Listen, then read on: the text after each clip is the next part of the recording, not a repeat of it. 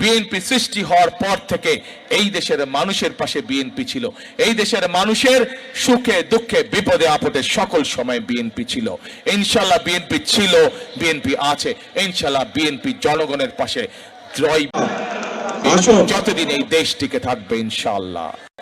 এরই মধ্যে আমরা দেখেছি তাদের দলের লোকজন নকল সিল বানাতে গিয়ে ধরা পড়েছে। প্রিয় ভাই বোনেরা, এর মধ্যে আমরা দেখেছি তাদের লোকজনেরা মা বোনদের, সরল বনা মা বোনদের কাছে গিয়ে কিভাবে তাদের এনআইডি নাম্বার নিয়েছে, তাদের বিকাশ নাম্বার নিয়েছে। তারা কিভাবে জনগণকে ফেলে রেখে সেই স্বৈরাচারের 90 স্বৈরাচারের সাথে নির্বাচনে অংশগ্রহণ করেছিল। প্রিয় ভাই বোনেরা, বিভিন্ন সময় এই মহলের জনগণকে ফেলে রেখে চলে যাওয়ার দৃষ্টান্ত আছে। প্রত্যেকটি ভোটারকে বিনীত আহ্বান করব, আপনাদেরকে সজাগ থাকতে হবে, আপনাদেরকে সতর্ক থাকতে হবে, আপনাদেরকে সজাগ থাকতে হবে, যেন আবার আপনাদের সেই ভোটকে কেউ আমির আমির নির্বাচন করে বাক্সে বন্দি করতে না পারে। আবার আপনাদের ভোটের অধিকারকে কেউ যেন ছিনতাই করে নিয়ে যেতে না পারে। আবার আপনাদের ভোটের অধিকারকে ষড়যন্ত্র করে কেউ যাতে পাল্টে দিতে না পারে। প্রিয় ভাই বোনেরা, বহু রক্তের বিনিময়, বহু ত্যাগের বিনিময়ে আজ আমাদের এই অধিকার অর্জিত হয়েছে। ভোট দেওয়ার অধিকার, কথা বলার অধিকার, আমাদের নিজেদের অধিকার প্রতিষ্ঠার সেই সময় মহেন্দ্রক্ষণ আমাদের সামনে উপস্থিত হয়েছে। প্রিয় ভাই বোনেরা, আমরা আন্দোলন করেছি, আমরা যুদ্ধ করে এই দেশকে স্বাধীন করেছি।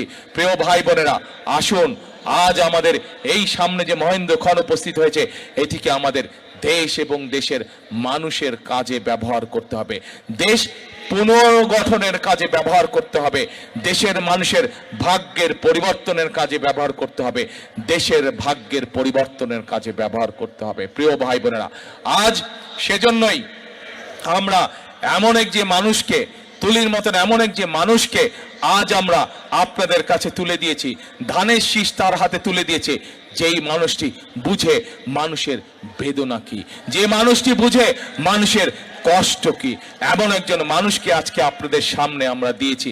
এমন একজন মানুষের কাছে আমরা ধানের শীষ তুলে দিয়েছি, যে কিনা মানুষের কষ্ট বুঝে, দুঃখ বুঝে, বেদনা বুঝে, আপনজন হারানোর কষ্ট বুঝে।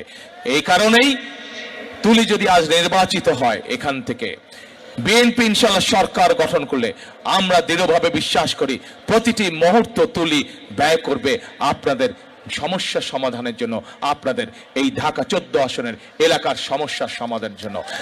প্রতিটি মুহূর্ত তুলি ব্যয় করবে মানুষের বিপদ আপদ থেকে মানুষকে কিভাবে রক্ষা করা যায়, মানুষের পাশে কিভাবে থাকা যায়, সকল কিছু বিবেচনা করেই আজ আমরা তুলিকে এই আসন থেকে ধানের শীষ তুলে দিয়েছি। প্রিয় ভাই বোনেরা, তুলির হাতে আমরা ধানের শীষ তুলে দিয়েছি। কেন তুলে দিয়েছি আপনাদের সামনে আমি তুলে ধরলাম। আজ 12 তারিখ পর্যন্ত তুলির দায়িত্ব আপনাদের।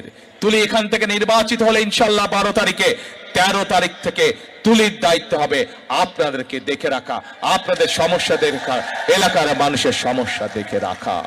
এই মুহূর্তে বিএনপি একমাত্র রাজনৈতিক দল যাদের কাছে সেই পরিকল্পনা, সেই কর্মসূচি, সেই প্ল্যানিং রয়েছে। আমরা এমন কিছু মানুষের কাছে বলতে চাই না যা মানুষের আওতার মধ্যে নয়।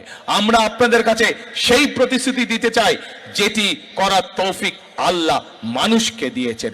যেই তৌফিক আল্লাহ মানুষকে দেননি, আমরা এমন কোন প্রতিশ্রুতি আপনাদের সামনে উপস্থাপন করতে চাই না। প্রিয় ভাই বোনেরা, সেজন্যই আমরা বলেছি বিএনপি সৃষ্টি হওয়ার পর থেকে এই দেশের মানুষের পাশে বিএনপি ছিল। এই দেশের মানুষের সুখে দুঃখে বিপদে আপদে সকল সময় বিএনপি ছিল।